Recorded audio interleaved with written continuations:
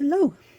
So the book I'm looking at today is Practical Calligraphy, Techniques and Materials, edited by Mike Darton. I adore calligraphy. I grew up absolutely fascinated by calligraphy. When I did Christmas cards, I would do calligraphy on the address labels back when that was allowed by the postage service. I would do calligraphy for the greeting card names. I did all sorts of kind of calligraphy progress. And I suppose part of what I still do is with watercolors, I like doing initial letters, and they are generally calligraphy kind of style. So this book has a glossary of calligraphy terms so that it get you grounded in what these kinds of phrases are going to be. Goes through a history of calligraphy. So, I mean, part of the beauty of calligraphy for me is that it is an art form, but it's functional because all it's showing you is the letters. It's showing you things that will convey meaning, and in the olden days, this was the way that everything was written. I mean, they were carving into stone, they were carving into clay, and they had to do very clear shapes for it to stand out. And then as they moved forward with parchment and papyrus and all the other kinds of substances they wrote on, the way that the ink pen would have ink coming out of it would create these nice, thick, beautiful letters. And as people did biblical pieces or other kinds of special pieces, they would embellish it to make it look very pretty. Because if you're going to write something that's going to last hundreds of years, you might as well have it look pretty. So it was completely an art form, and it's sort of a shame now that they don't even teach cursive in many schools. Sweetie. So we've gotten down to just being fonts on a computer screen that you can switch out with a click of a button. But there are still plenty of people who do calligraphy, and often it's reserved for very formal, fancy kinds of events like weddings or other kinds of graduations. A lot of graduation diplomas are done with calligraphy. So calligraphy is not only just doing a black letter in a formal style, but also all of this kind of beautiful embellishment. The Book of Kells is a very famous book that has a lot of very elaborate letters in it. But this is the way that they would present very important documents. And also, if you were a monk working in a monastery somewhere and you were working on a piece of the Bible and you were doing this day after day after day, you might just want to do very pretty things instead of just doing the letters in a standard/boring way over and over again. And then they put these little embellishments down the side of it. So there are what we'll call styles of calligraphy, but a lot of it came down to a particular artist's way of handling their pen, the personal interest that they had, maybe the place that they were had some sort of rules about what it had to look at. So all of this is very fascinating to me, and it's great to look at. And while you can learn some of the stuff on the web, it's nice to have a book that you can sit down and really study and see the details. And a lot of these images just aren't available on the web. All right, so materials. These are the nibs of pens. In modern days, it's very easy to get a whole arrangement. Imagine if you were a monk back in the medieval times and you're having to carve these out for yourself out of pieces of bird. But we've got all sorts of options now. We've got fountain type pens. We've got marker kinds of pens. We've got ink kinds of pens where the ink is in the pen. We've got ink pens where you dip it into an actual jar of ink. So there's all sorts of options out there. If you want to start simple, that's certainly possible. You can go with a pen that just has the ink built into it. If you want to get more complicated, I have friends who remember the days of having actual ink wells in their desk, and they had to stick a pen into it, and that's how you get the ink to do your writing with it. And then there's the Japanese style. I have some sets like this where you take a piece of ink that's like solidified ink, and then you grind it up into a well, and then you add water to it, and that creates the ink that you can then dip a brush or a pen into to be able to get the ink to do your work with. And again, it comes in all sorts of styles, so if you don't happen to like the Old English style, which I do love, you can choose from a wide variety of other styles. There's all sorts of styles, or you can make your own style. There's all kinds of papers available, out of trees, or out of cotton, or out of linen, or out of plants. There's all sorts of different options, and each one has its own different benefits. They're talking about parchment, which is from sheepskin, vellum, which is got very soft calf skin, And each one has the kinds of things that it's best used for. Brushes out of different kinds of hairs, often animal hairs, but they have synthetic hairs as well. All right, they talk about technique. Technique is often tied to the kind of brush you're using. The technique you would use for a metal pen would be different from using from a bird-based pen versus a brush and all of that. So this talks about standard techniques, but it's also worth noting that depending on what kind of pen you get, it's good to research the particular pen and how it is best used. There are all sorts of well-YouTubed exercises that show you the best kind of hand angle for the kind of pen that you are using and the kind of surface you are using. But it's also worth noting, again, that every artist is different, and part of the beauty of being an artist is that you develop your own techniques. And even if everybody says, if you're using this kind of pen, you use this kind of angle to get this kind of result, it could be that you are left-handed and not right-handed. It could be that you have different kinds of interests that you want to do, and that you come up with your own technique, and that could be a way of standing out from everybody else. So they're talking about capital heights versus lowercase heights. But I mean, look at this kind of calligraphy is very different from this style over here.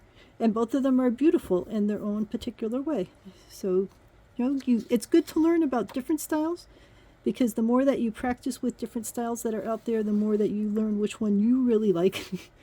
I think this is super pretty, but this isn't the kind that I tend to do. I tend to do the more blocky English style, and that's fine. There are people who do the style, which is gorgeous. So it's good to learn it and play with it and say, okay, this style is for me or this style isn't for me. I'm going to focus in more on the one that appeals to me. And also it's worth saying that what you're interested in at one stage might be very different. You might do this style for 5 years and then say, oh, all right, I feel like I've really gotten to know this style, now I want to try something else. So, life is always a journey, and you're trying new things and experimenting with new things, and I think to me that's part of the beauty of it all. Part of what people tend to like about any style of calligraphy is the consistency, that you have letters that are all the same height. But again, maybe your style is to start with a big letter and have them descend in size across the page, and that could be super cool, and that'd be the way that you approach it. It's good to start out to know how to control the letters, though, because if you learn how to make them all the same size, then you can learn how to make them bigger or smaller depending on your interests in a way that you can control.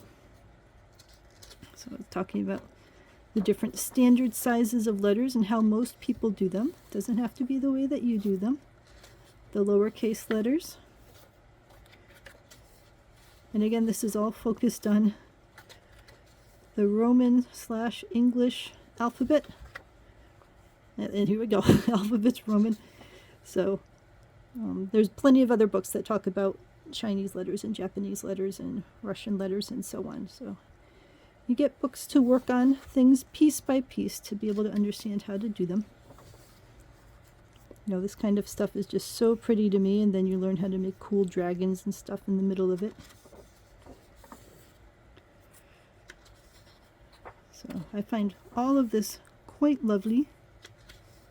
Julius Caesar, lend me your ears. And you think of everyone throwing their ears into him to let him borrow them. We used to have letters like AE and etc. and so on. We don't quite have those letters all the time anymore. Well, some people use them. More Roman capitals. So there are a variety of good examples in here of different styles. Like this style has them all merged together, and like the G curls around into the O, and that is very pretty. And maybe you don't like that style. Maybe you like them where they're all very cleanly different from each other. But part of the beauty of looking at this and practicing with this is to get a handle on what a variety of options are, and then you as an artist can come up with the style that appeals most to you. Like I like that letter X. That's a fairly unusual X, and I love these M's. And what's funny is I do that letter M for a lot of my watercolors, and people say that's not an M because it's, I don't know, too swirly and the ends connect too much. But I think it's pretty. I like that. So Just goes to show what one person likes, other people don't like, and that is okay. And we've got more of the letters that are more connected. Some people like them connected, some people don't. This is more the style that I really like. But some people don't like this style at all. And that's okay. That's why we have multiple artists out there doing multiple things, so we all connect to the thing that makes us happy. Little flourishes with diamonds everywhere. That's pretty cool. Is that the next page? Yes. Italics where there's a little bit of a slant to it. A bit of a thinner letter, calling this a fine italic. And any of these kinds of definitions are fairly general, because if you had 100 people doing this style, they would all come out a little different from each other. And maybe some would have a long loop on the Q, some would have a short loop, and that is all fine. We've got some with the hollow middles. That is also very pretty to me. Got with the little inset open diamonds. That's also pretty to me. They're talking about layout to make sure that it spaces properly. If you're trying to do like someone's name on a parchment or a graduation document or something like that, you want to make sure it's spaced well and that's not all jammed over to the right or the left. So part of what this practice is good for is being able to figure out, all right, how much does each letter take? Because the letter I is a lot skinnier than a letter H, and you need to be able to space it to be able to account for that sort of thing.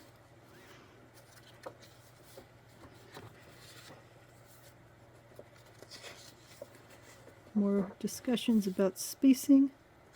Very extremely artistic letters that you can barely tell they're letters. Again, more very artistic letters with very high swooping parts.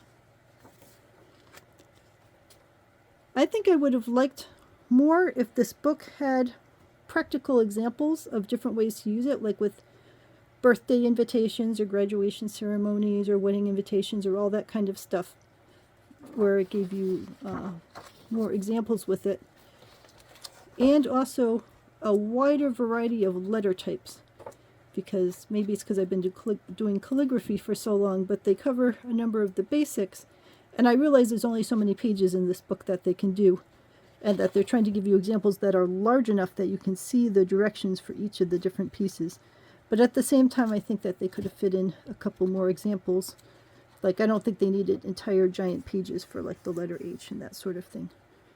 But, those are small little nitpicky things. You can certainly, if you go Googling how to do wedding invitations or birthday invitations, you'll find thousands upon thousands of examples out there. And if you want to do Chinese or Japanese or Middle Eastern or other kinds of brushstrokes, there are also other books that go into all of that in great detail. So for what this is trying to do, this is a very good starter book that gives you the basics that you need to be able to understand and use it as a starting point. Don't think that you need to copy any particular style in here. Just get to know the basic techniques, and then once you've got those underhand, then you can do whatever you want to. So let me know if you have any questions about practical calligraphy.